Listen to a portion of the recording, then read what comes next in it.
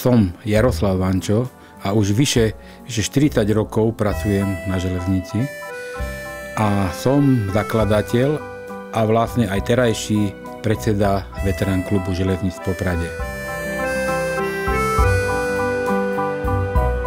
Vždy pred jazdou s kometou som si obliekol túto historickú uniformu. A mal som ju aj vtedy v Tatranskej Lomnici.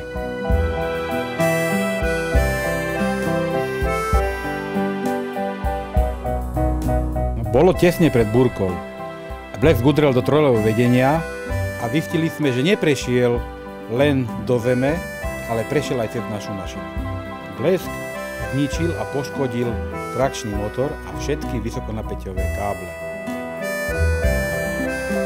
Neviem si predstaviť iný život ako na koľajniciach. Vyrastal som v DP a ako chlapci sme sa hrávali kde inde, samozrejme vo vagónoch medzi vlakmi. Kometu si pamätám od detstva.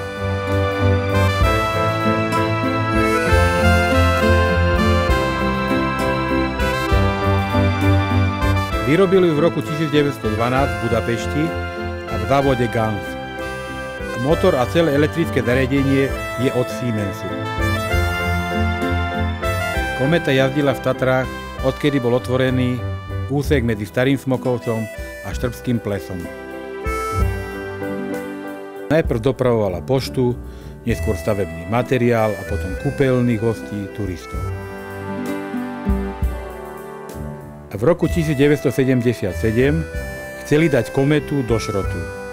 Ako mladý chalan som aj ja chodil pomáhať rozoberať staré mašiny. Ale bolo mi jej veľmi ľúto, nechcel som ju dať rozrezať autogénom.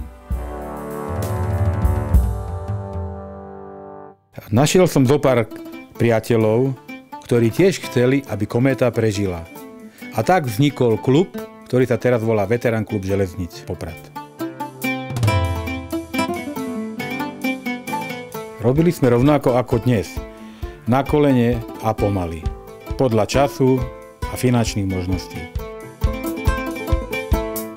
Je to viac ako koníček. Keď znovu rozbehnete starú mašinu, to je, ako keby zafungoval stroj času.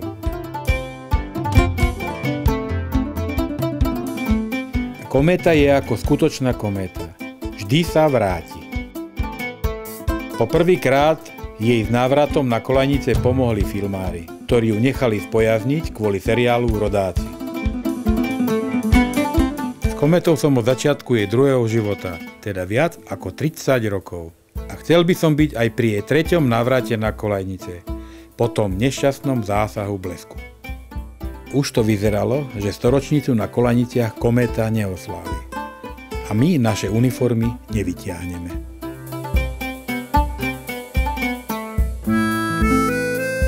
Kométu by sme sami bez cudzej pomoci na koľaje nedostali. A napokon sme ju predsa len mohli previesť do ŽOS v Rúdky, kde absolvuje generálnu opravu.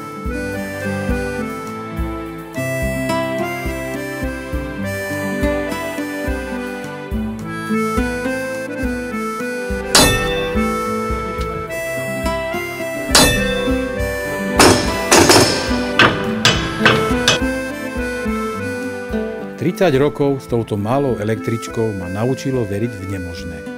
Alebo ak chcete, zázraky. Kométa určite ožije aj do tretice.